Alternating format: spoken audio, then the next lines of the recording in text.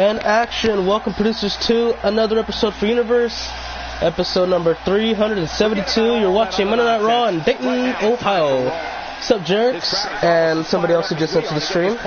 I'm your host, commentator, friend of the morning, evening, afternoon, depending on where you reside upon, and the point of region that you're currently staying in. Gaty Paper 281 from FRJ Productions, and hopefully you all enjoy today's card. Let's see what we got going on here. We got Michelle White taking on Johnny Gargano. And based off of the title, you guys should know that in tonight's main event, AJ Styles and Brock Lesnar will go one-on-one to find out who will fight Brutus for the Universal Championship at Clash of Champions. Hello, how are you doing?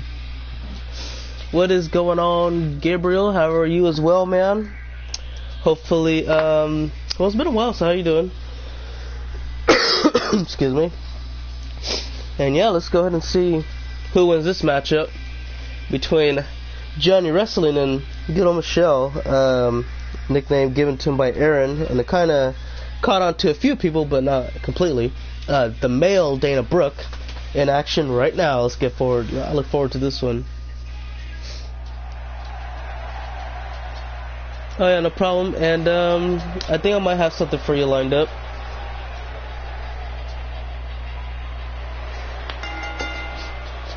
The following contest is scheduled for one fall. Making his way to the ring from every man's nightmare, weighing in at 130 pounds, crybaby Michelle White. Guys, we're getting the Fighters is amazing. That's good to hear. But yeah, MCDP, I'm not sure yet. Excuse me, we might have something for you. I think we might have something for you. We'll have to see what happens. But here he is, guys. Michelle White, ready to go. I think we can all agree that this will be no easy match for him. Let's go and get his opponent down here.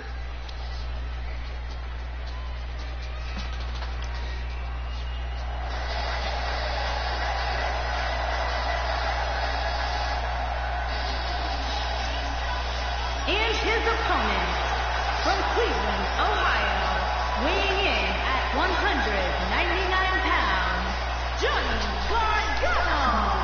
I can't think of a better way to kick off this night. Yeah. Huh? Oh, well, hello, Nada. There you go. And that happens.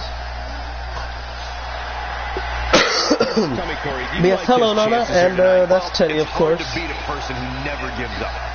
because he doesn't like when people open doors.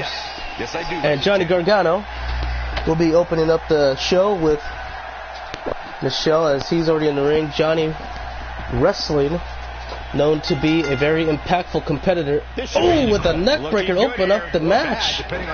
Oh, God. And Mr. White, or a lot of people don't even like to call him Mr. They don't know if he is Mrs., Mr., whatever, but hell, it's pretty clear that, yes, this is a male. Am I going to buy them DLCs for what, I should ask?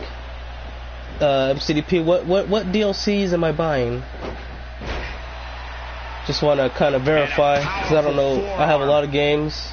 I have a few games, and there's a couple of them that I do have all DLCs for, such as, let's say, Black Ops 3. I do got all the DLCs for that. From DLC 1 all the way to the all zombies maps. Let's see, WWE 2K18, I got all the DLCs for that as well. What up, Dane Gaming? How you doing? Welcome to the stream. Hopefully you enjoy. Right now it's Johnny Gargano taking on Michelle White, and Michelle White is the one in all white clothing. Matter of fact, he just got dumped outside the ring. And here comes Johnny. Get ready for it. He's coming, looking for a big move. He's going to try to put him away once and for all. And there it is, suicide dive. Right onto the outside. And the crowd is on their feet already chanting, this is awesome. But there's a problem here, guys. You have to win inside the ring. This isn't a no disqualification, no count out contest. You have to win by regular pinfall or submission. And trust me, Johnny could do a little bit of both, as Michelle only has one win in his entire career, that being over Samoa Joe here on Monday Night Raw, before he actually went upon over to ECW from the draft. And first it looked like Johnny was about to win this match very easily. However, Michelle coming back into it. looking to build some momentum. Damn! All right, off the ring post. He's got to hurry if he doesn't want And there's 3 seconds, approximately 3 seconds to make it back into the ring. Will there be enough time? The referee is at the count of 8. And let's see what we got here. We got a 9 count. Michelle breaks it back into the ring. And Michelle White wins by a countout. His second win in his career. He defeats Johnny Gargano. Unbelievable. Ladies and gentlemen, you have just witnessed history. One of the worst performers picks up a huge victory. Excuse me. And yeah, you may not ever see something like that again, but you might. Who knows? Again, this is one of the most rare things to ever see in life. A win for Michelle. Of course, by a count-up, but still a win. Something that you will never ever see quite too often. Congratulations, man. Well deserved. Gotta give him major props. And let's see, guys. Up next, we got Mickie James taking on the Raw Women's Champion, Charlotte, up next. Up for Rumble predictions today? I sure am. I already told everybody that try to get a few people together to talk about it, predict it, and have everybody else have their predictions along with trying to play with us. Be a little later today, of course, but yeah, most definitely have that going. And yeah, just leave it like that. Can't wait to see, well, it's the Rumble predictions and wherever NXT TakeOver is. I forgot the city or state, wherever it's at.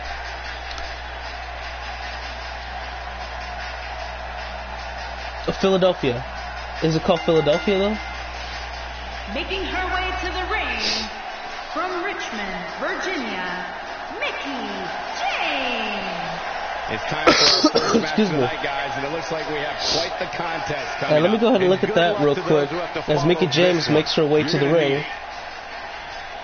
The veteran 6-time world champion in women's professional wrestling in the big leagues.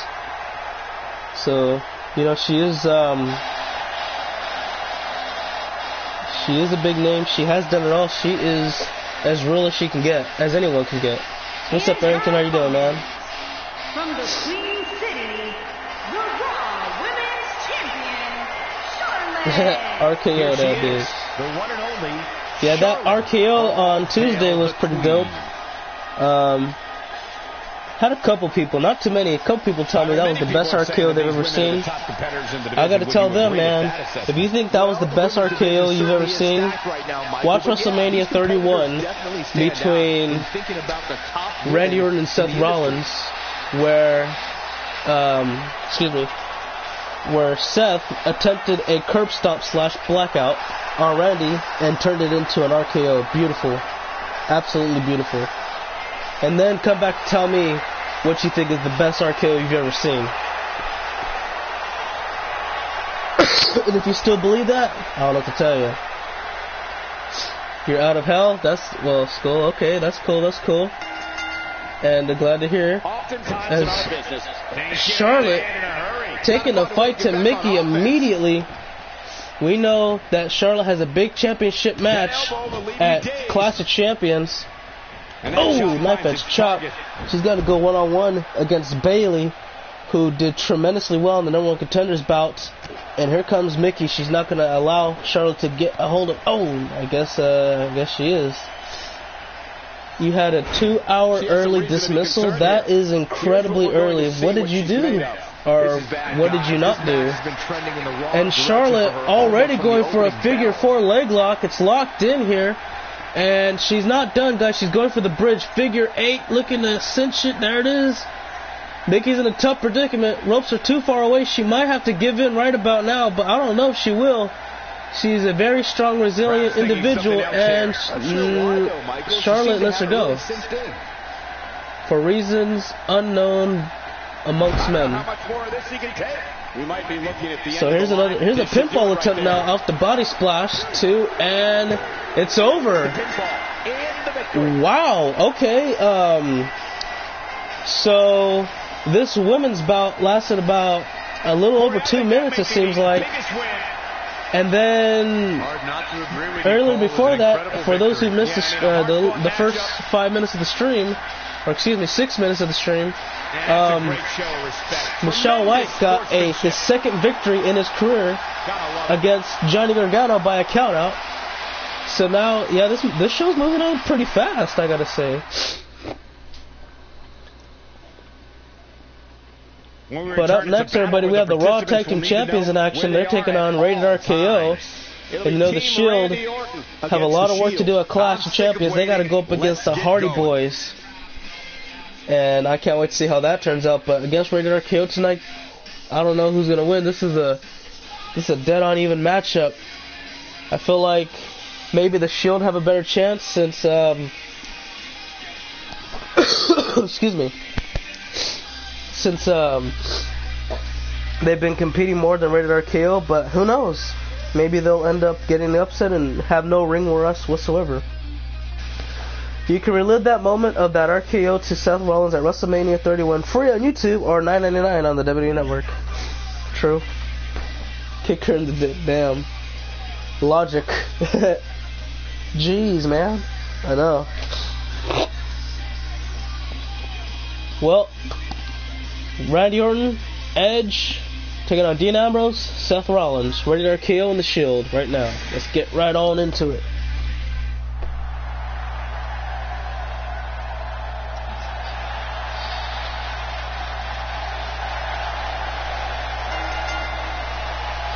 On the way to the ring, at a combined weight of 500 pounds, the Viper, Randy Orton, and the Rated R superstar, Edge. So from JoJo's standpoint, she said at a combined weight of 500 pounds, dead even.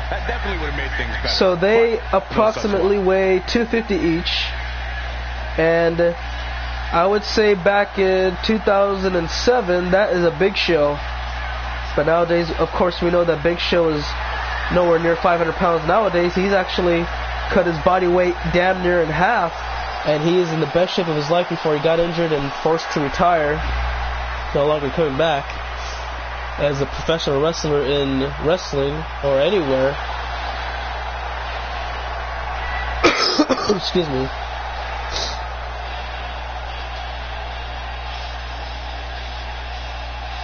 And their opponent. Yeah, it is a pretty small show right now. 442 pounds, the Raw Tag Team Champion, Dean Ambrose, and Seth Rollins. The Shield. Byron, are you at all surprised by the intensity inside this arena right now? I get it. Michael, this is the one hell, they were a lot of people were even talking about quite some time. Big Show going into the Cruiserweight division because he was like, how much did he weigh? Somebody said like 238. I don't think he was 238 though. I'm gonna have to look that up.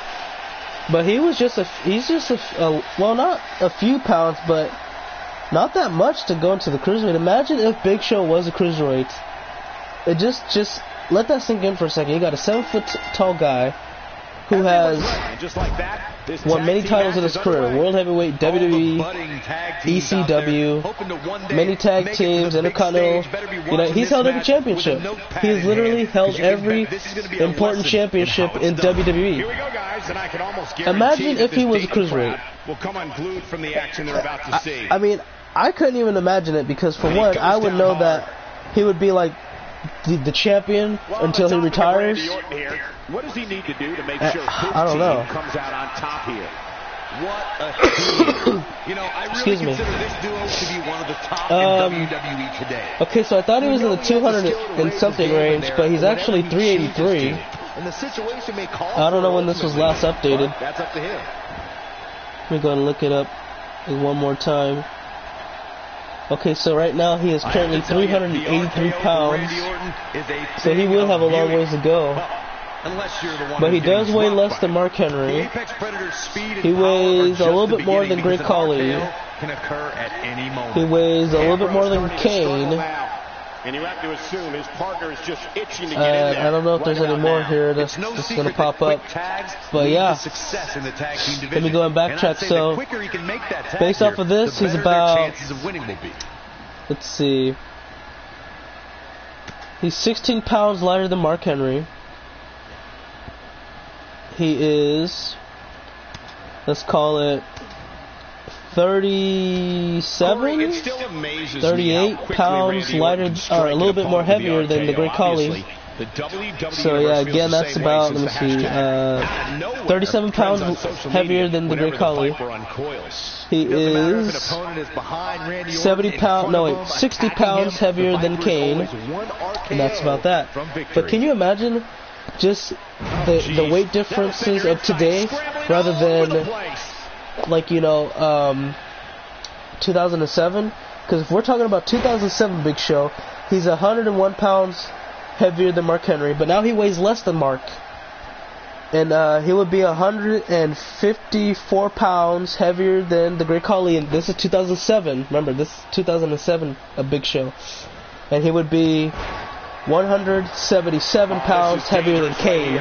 But that has been cut down tremendously efficiently since then. We're talking about, again, this guy's over 170 something pounds heavier than Kane, and then today he's no more than 60. Plus the Great Khali, only what, 37? I said, and then he weighs lighter than Mark Henry. He's accomplished so much. Very happy for him, and I like some of the, hearing the stories of the big guys getting into great shape for not just themselves, but for those that they love. Because, everybody who's overweight, everybody who has a friend who's overweight or whatever, you generally care because you want them to live as long as possible because you care about them. And so, the story to be like, oh, it's never going to happen, he's been like that his whole life, yada, yada, yada. But then to see it actually happen, you feel proud, you feel, I don't know, it's a beautiful feeling to ever encounter in your life.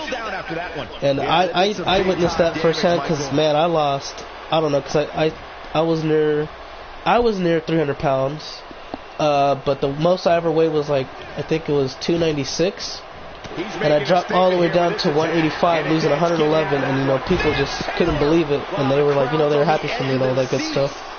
I continue to never make that life journey back to being that big ever again. So I wanna stay where I'm at and just have a long enduring future from here. Michael Roberts. Okay, oof. Did you fight? No, you did not. Right now we're in the third match of the night, tag team match between Dean and Edge. Plus, Michael, I don't think you have a match on today's show. His tag team match excuse me. Yeah, that's just about that. And here comes Dean Ambrose with the comeback attempt. Oh, here we go. Bam! Clothesline right into the turnbuckle, and a bulldog all the way through. Gets him up onto his feet. Get ready for it, guys. Dean has him set where he wants him. Oh, damn, the GM about to give us... Well, what did the GM do, Bruce? Irish whip. No, wait a minute. Counter forearm right into the jawline. Catapult right back to the clothesline. Knocks down Edge. Don't get up, bro. You're not going to like the view you're about to seek right about now. Here we go. Hits the arms. Get ready for it. Dirty Deeds! And Dean Ambrose looks to put it away here. Only one. Seth could have stopped Randy Orton in time. So yeah, Bruce, what's going on, man, between you and the GM? How is this? What's going on around here?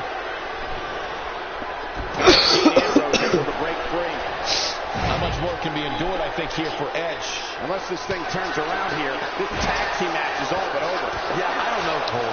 We've seen as it looks like Seth and Randy are fighting on the outside. Oh my God! Cover on Dean Ambrose, looking to knock off the Raw Tag Team Champions. Kick out. That would have been able to kick out of that.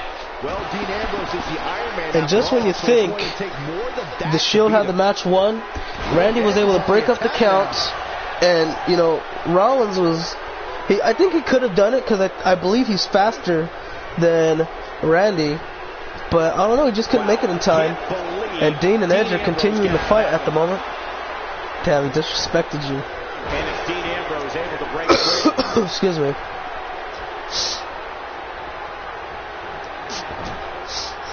So who retired lately? Let's see. Let's see. Who retired as of lately? Okay. This year, I don't think there are two teams I'd rather in WWE, I don't think anyone retired. Not that I can recall, at least, because it's only just 2018. 2017 though, The Undertaker retired. Big Show, he retired in 2017, mainly because he was forced to. John Cena, he's semi-retired, and semi-retired is like a part-time schedule, if you will. And I don't know, in the wrestling world it's kind of hard to explain, because like, I look at him as he's semi-retired because for one, he doesn't wrestle every single Raw or SmackDown Live wherever he's on. He shows up once every like, let's say 2-3 months-ish, and that'll be for like a couple of shows at a pay-per-view, then he's back going to do whatever he's doing. RKO to Seth Rollins here. 1, 2, will it be enough? Oh, Dean saves the night. And yeah, I think him being semi-retired and being a part-timer is going to be, it's going to be better for him in WWE in the long run, since he can have the lighter schedule and he can wrestle longer years-wise rather than like, longer as in how many shows-wise, you know what I mean?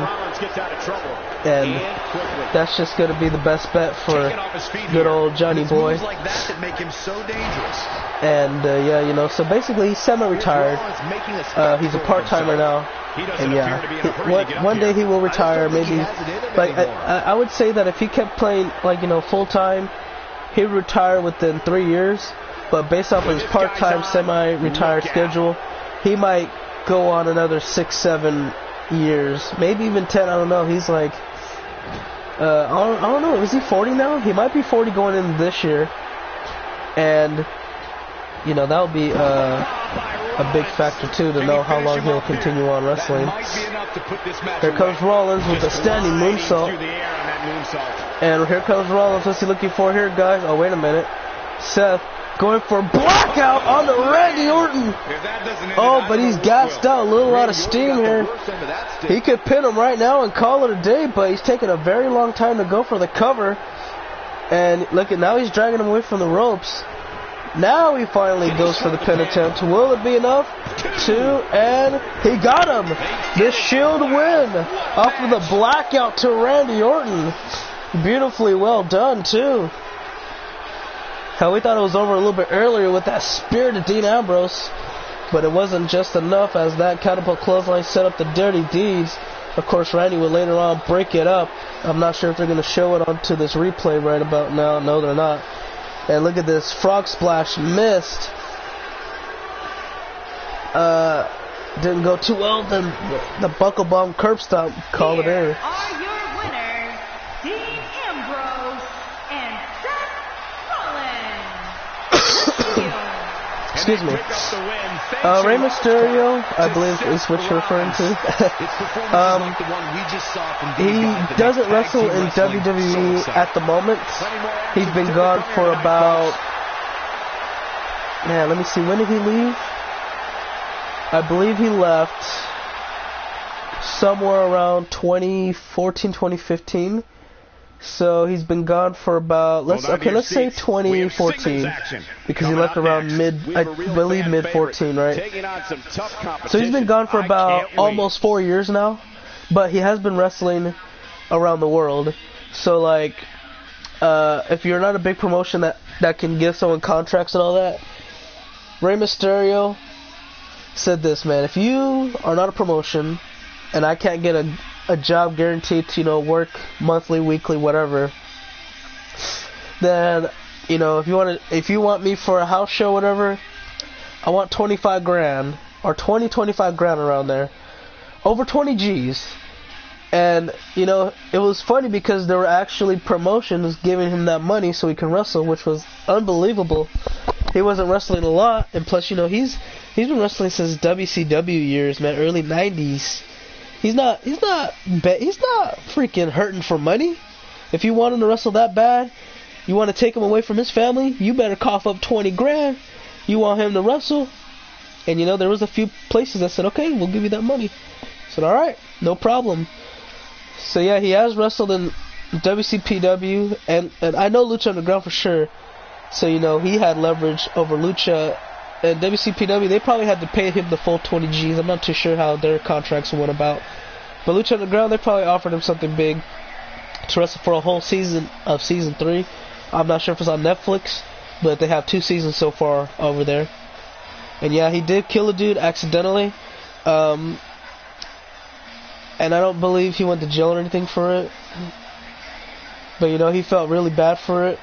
And I don't know, it just sucked.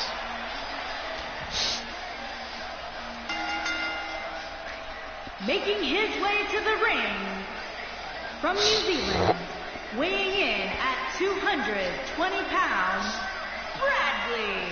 Guys, this one promises to be... Excuse me.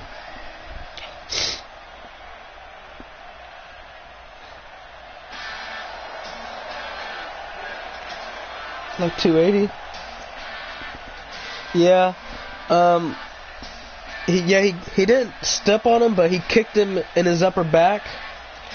And as the dude landed onto the ropes, the way he landed, I believe he kind of landed wrong. I'm not sure, but accompanied by FRJ. But his neck. And from Sacramento, California, weighing in at 245 pounds, the Chosen One. Sounds to it me, like guys, landed like onto the ropes, neck first, like throat area first, and the way the rope bounced back, it kind of snapped his neck backwards, kind of, to where it just broke his neck. Then he hit the 619, where one of the dudes sold it, and then he just stood there. So he was like wondering what the hell is going on. Until he found out, oh shoot, I think I knocked him out or something. They get medical attention, and oh yeah, he ended up dying, which again sucked. It rarely happens for anybody who dies in the ring. I believe that may be one of the few very rare instances that ever happened. Most of the times it happens were like early years, maybe like 70s, 60s, 50s. But yeah, to see it into 2010 and above, it shocked a lot of people because it just, I don't know. This is a level of destruction no one sucks. was expecting. It should never happen, and it just goes to show that, anything could happen, and you got to be very careful whatever profession you're doing, especially in wrestling, when people tell you that it's fake, but people can die. It just, I don't know. It didn't really, honestly, I thought that the story would go mainstream. It will catch on to like a lot of people talking about it, like on news outlets and everything. But it was the biggest news in the wrestling world. However, it didn't catch on to places like Fox, ABC, CNN, things like that. It just, I don't know, it just didn't. And I don't know why. It sucked, and they could have done so much with it, and I don't know if they chose not to or whatever, but it didn't even catch that much attention. They could have gotten like so many headlines talking about it, which I don't know. I'm glad they didn't, but I don't know. It seems like it would have been probably the right thing to do. Maybe pay some respect a little bit. Swanton bomb on Bradley, looking to knock him off right here. 1, 2, and a kick out. And just raise awareness, tell people, hey, you may think this is not legit, but that just goes to show you need to train hard. You gotta make sure you master the skills, otherwise this could happen to someone like you or your family or friend who is ever trying to become a professional athlete in this sport. And here we go, stunner! Just like that, drag away from the rope. I wouldn't be surprised if he did get death threats. I really wouldn't have gotten surprised. Cover, and he kicked out. Pin for sure. He can withstand a lot more punishment, I can promise you that. Alright, cool. But yeah, We may be looking at a power honestly, bomb here. That's exactly what it looks like to me, Cole. Looks like a power bomb coming up. I don't Maybe no escaping this one, Cole. think it would surprise anybody, because it didn't surprise me if he did get death threats, because for one, it was well, I mean that dude was somebody's son, somebody's brother, boyfriend, whatever, you know. So of course the people that are hurting, they're gonna launch a couple of death threats. Ray won't. I mean, hell, if I was Ray, I wouldn't turn him in, because I would say, you know what? These people have the right to be mad. I accidentally, killed somebody, and I gotta own up to that. It wasn't intentional. It was an accident, of course, but I'm gonna be hurting for the rest of my life, knowing that I botched. I'm gonna be blaming myself. I botched, and somebody was taking their life from it. So, if I was Ray, which I'm pretty sure he did anyway, just ignore the death threats, don't even turn them in, and I will give them a huge sum of money, because I know the money ain't gonna do much, because no amount of money can replace somebody's life, or whatever, like it's not gonna happen. But what could he do other than do that, honestly? Because I don't know what else he can do. Obviously, take care of the funeral costs and all that good stuff, and then give them a large sum of money. But other than that, it ain't gonna help much, emotionally, because they're gonna be distressed. What else can he do? Because in my opinion, that's the best that he can accomplish.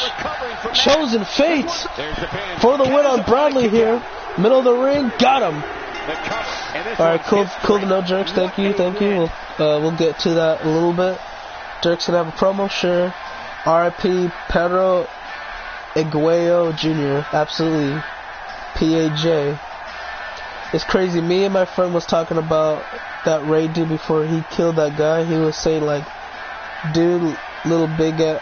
No, wait, what? He's saying like, dude, little big ass, like 300 pounds. Oh, the dude's little, but he could beat up somebody's big ass who's like 300 pounds. Yeah. It's pretty crazy, huh? Here is your winner, the Chosen One. And the first match congratulations to the Chosen One on the hard-fought victory, well-deserved, and you know what? He's earned it. Continuing on this wave of momentum, riding it onto whatever he's supposed to be riding it onto. Just how big of a win this was. And unfortunately for Bradley, takes another loss. Up next, everybody, we have ourselves a champion versus champion match. The Cruiserweight champion of the world, Tyson Kidd, looks to knock off the Universal champion, Brutus, up next. Two of Raw's champions look to get it on and pound it out. Good luck. Okay, so the dude on the left is Tyson Kidd, and the dude on the right is Brutus. Tyson Kidd is the Cruiserweight champion, and the only way you can win the Cruiserweight title is if you're 205 pounds or less, and he's like in the 170, 180 range. Brutus is, let's see, he's like the best superstar overall, period, at the moment. But he has some heavy, steep competition. He looks like a fake-ass babe, damn. You should know that I'm going to say this, ECW. So however, Bruce, you will defend your championship against Hyperspeed per request of GM. That is correct. Matter of fact, I think I have some of the matches he told me written down. Let me go ahead and tell you some. Making his way to the ring from Calgary, Alberta, Canada, weighing in at 204 pounds, the WWE Cruiserweight Champion, Tyson Kidd. Alright, so, Jerks, you don't really have to worry about too much. You just have to worry about two matches, because the GM made majority that being 60% of the card. He's booked Hyperspeed versus Bruce Mitchell for the ECW Championship, Noah versus Ethan Black for the TV title, Jackson Sakamoto is in action, and I'll tell you the rest because he told me that a couple of superstars will be in action, but he didn't give them any opponents. He just said they will be in action against whatever, you know. And I said okay, and yeah, just gotta go like that. That is correct, Angelo. This is Universe mode for Create a Wrestler. So Brutus is one of the producers, aka subscribers, who come onto here and watch their matches, try to do the best that they possibly can. Weighing in at 265 pounds, the WWE Universal Champion, Brutus. What a great match. And as a matter of fact, Brutus is one of our longest tenured performers to stay with us from early on, such as him, Jerix, Bruce, and many more who are not here at the moment, but just to name a few, have been here since WWE 2K18, where, you know, we first began our journey back in, I believe it was June, July-ish, for when the brand split occurred, and, you know, WWE, especially the wrestling games, were getting a huge amount of attention, hence why that I am kind of at the count that I am at the moment. And, you know, it's just kind of been like that ever since. It's kind of been up and down every now and then. But, you know, of course, during the big months, like the first 4 from January to WrestleMania, and somewhere around the summer is when wrestling gets most active. And then I would say about, let's see, September on to December, it kind of slows down until like Survivor Series and, you know, things of that nature. Using a boot here. Bruce, we all know you wouldn't leave ECW. Just wait till I get my hands on the GM. A 10-time world champion. That is correct. Brutus is actually a 10-time world champion. He held the WWE Championship on SmackDown Live a grand total of 8 times before getting drafted to Raw and then signing an extension until the next June year. And he would be a 2-time Universal Champion, grand total of 10 World Championships. Of course, on SmackDown Live, he's held every title as well. SmackDown Live Tag Team, United States, and of course WWE. He held them all. Coming on to Raw, he's just been Universal Champion so far. He hasn't been Raw Tag Team Champion. Before we started, he was US Champion, but of course it doesn't count on to his record nowadays. But, you know, out of all the titles on Raw, he would have to capture 2 more in order to hold every Raw title available.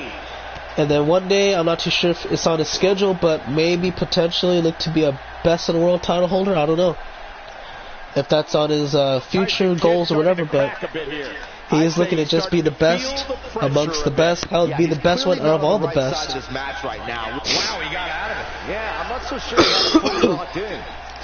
And of course, I could say Cruiserweight Champion, but however, Brutus is not allowed to fight for Tyson Kidd's Cruiserweight Championship because he is at 265 pounds. He's 60 pounds overweight to being eligible to fight for the title. And I can tell you it's not a pleasant trick. And, you know, surprisingly enough, it's been back and forth, which I'm glad to see because you got the top athlete in the Cruiserweights taking on the top athlete on Raw in general.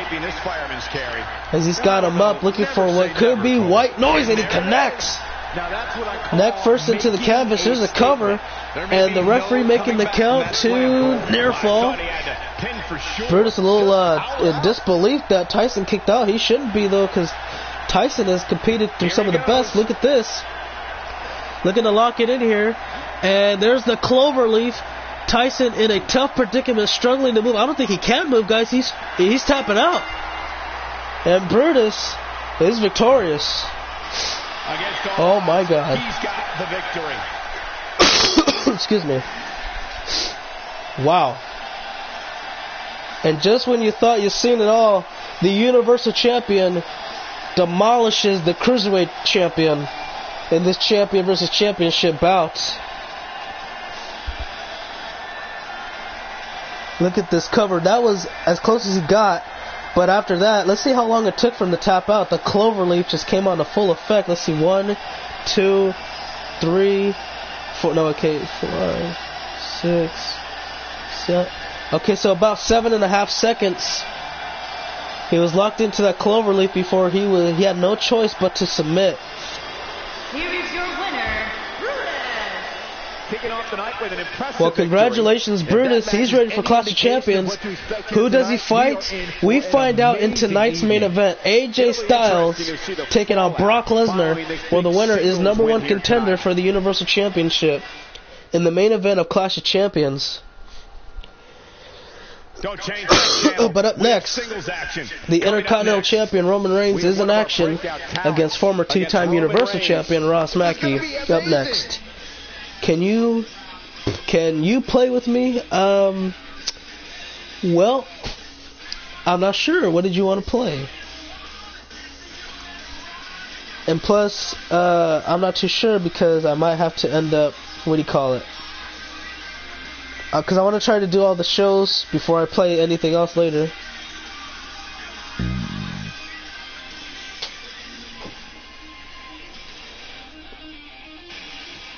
So now, Ross and Roman.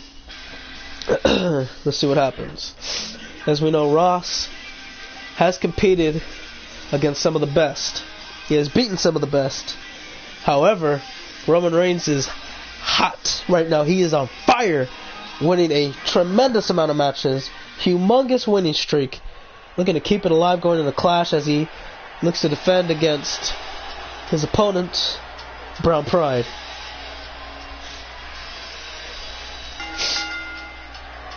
Making his way to the ring from Glasgow, Scotland, weighing in at 205 pounds, Ross Mackey.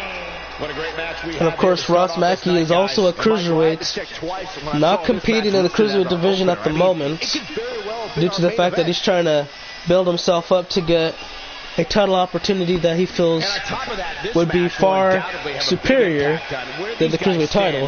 He has done good at the cruiserweight division. He just felt like he wasn't, I don't know, it was like he wasn't sure how to compete at that level, and then fighting some of the bigger guys, he felt like it was better. And I'm pretty sure he's not shy going back down to 205 Live if he had to at one point to kind of get something going for himself.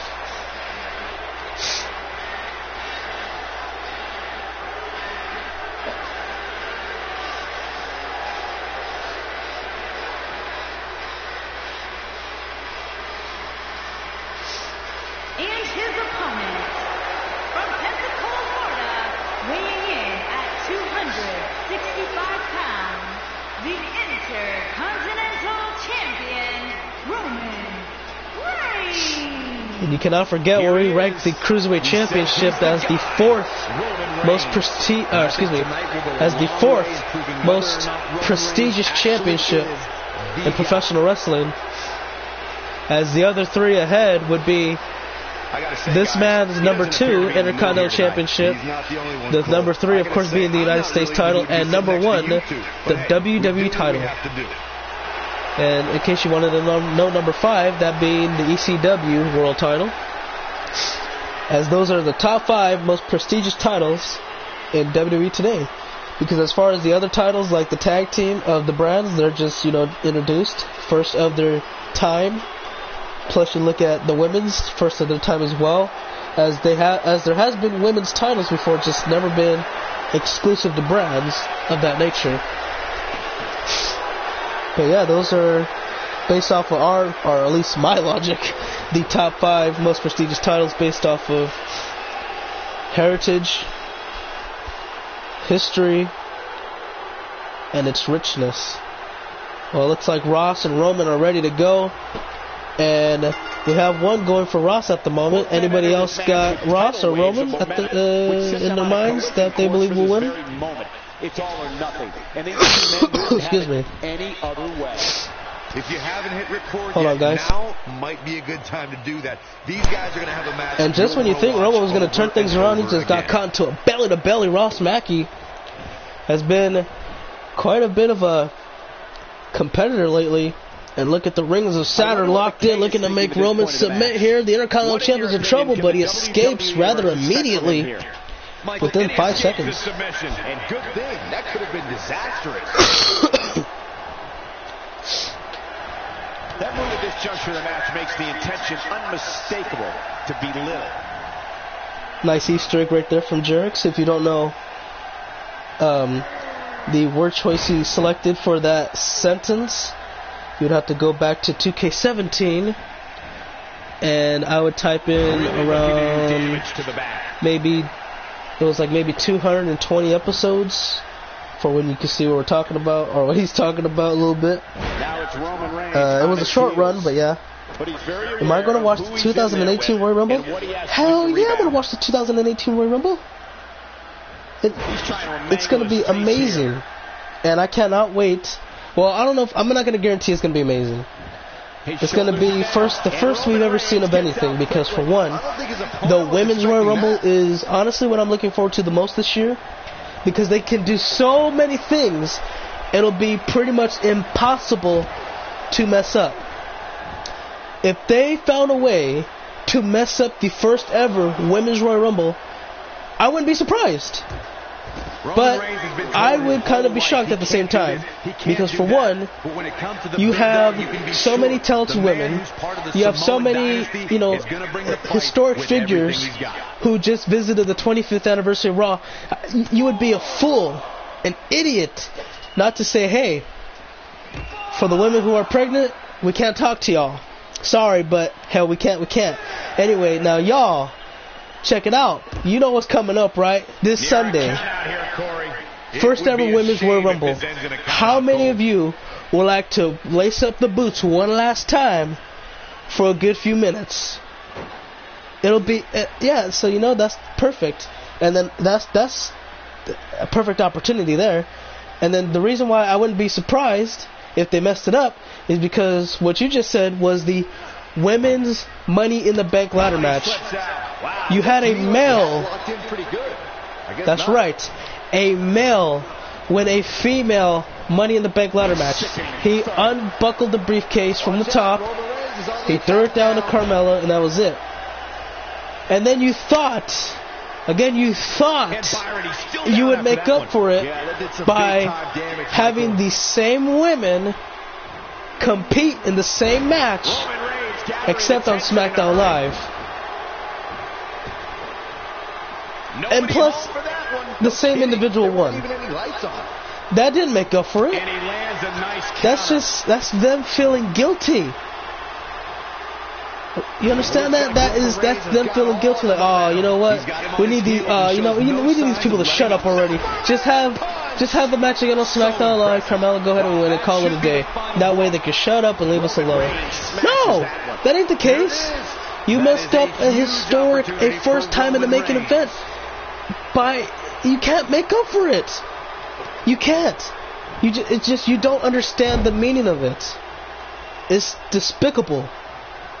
I don't know. It pissed off a lot of people. It made me upset, because if you're gonna have someone win, at least I understand if it was like this. Like, let's say, because Tamina's always been a manager for somebody, right? Imagine if Tamina wasn't in the match, she pulled down the briefcase and handed it over to Carmella because she wasn't in the match. That would be fine. I'll be okay with that. But a male, you're trying to, this is the women's revolution. You can't have a guy basically win the damn thing. That's dumb. The only time you should see a male in a women's match, which we saw James Ellsworth get his ass whipped by Becky Lynch, would be okay if he was in the Royal Rumble match. It would have been better like that, because people could make fun of him and laugh their ass off, all that good stuff. But that's not the case, and they ruined what could have been a great moment. I hope it's good. Heard for the women's, there's going to be 9 NXT women appearing. Excuse me.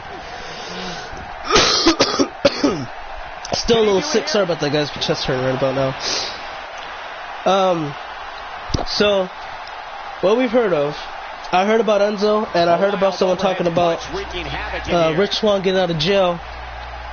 I feel like, again, Rich Swann should be fired. Because he hits a woman, and he kidnaps her, and there's witnesses, yet he gets out scot-free? Hell no. And I don't even think Enzo's in jail or anything either. He hasn't been arrested or nothing. It's like, it's dumb. You should lock them up in the same cell together, let them be BFFs, boyfriend, girlfriend, whatever, I don't care. Throw away the key, let them rot in there. You don't rape women, you don't beat women, you especially as sure as hell don't kidnap them. You don't. That is the most disgusting, vile thing you'll ever see in life. And it's just, it's disgraceful. Physical match these gladiators have put themselves through. I don't know, man. It's just something I don't tolerate. And I hope soon Rich Swann does get released. And or, well, since he got out of jail, I'm assuming he bailed himself out. Because if I do recall correctly, I believe it was Jey Uso who bailed himself out by having a family member or a friend, something of that nature, go get his money from the bank and bail his ass out with his own money. I'm assuming if Rich Swann got out of jail, he probably bailed himself out. I'm not too sure. I haven't looked into it. You just told me right now. He probably did something similar because they wanted to keep his ass in there for a minute. I don't know. But here comes Ross Mackey. Here we go. Ripcord Lariat. There he connects, flips him like a coin. Looking to knock off the Intercontinental Champion of Raw. 2, 3. He's done it. Ross Mackey gets a huge win tonight. Oh my God. Just when you thought you'd seen it all, Ross Mackey does the unthinkable. He beats the Intercontinental Champion, and oh my God. Again, that ripcord knee strike made me thinking a lot. And look at that one more time too. That German into the ripcord lariat. Oh, I didn't even show it yet. What the hell? Exactly. Here is your winner. Excuse me. And that's the way to start off the night. They have been losing their marbles. They're idiotic. Very idiotic. And that'll do it here for this one-on-one match. I hope you enjoyed it as much. And I don't know how they're going to make the women look weak, especially before and after, and sometimes even during the Revolution. How is it a Revolution if like, I don't understand. It doesn't, I don't know. I didn't care for it. Yeah, there you go. I did send you a message. I believe I said Evan in the question mark. And what's up, Evan? You're about to see the main event. I'm glad you can make it. It's now time for AJ Styles and we have a great match coming up. What? Next. No! We have Roman Reigns against an imposing adversary. Oh, they changed my match. No way. Well, I'm sorry, guys. You know what? I'm gonna have to end the stream right here, but come right back because I am gonna have to make it a play now match. Sorry about that, guys. Anyway, stay tuned. We're going to put part 2 up. AJ Styles vs. Brock Lesnar up next. Make sure you put your notifications on if you want to watch it. If not, I'll see you a little later for SmackDown Live. Sorry about that, guys.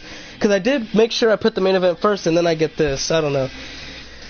Sorry about that, guys, one more time. See you in the next one. Till the next one. Or momentarily. Until momentarily, have a great one.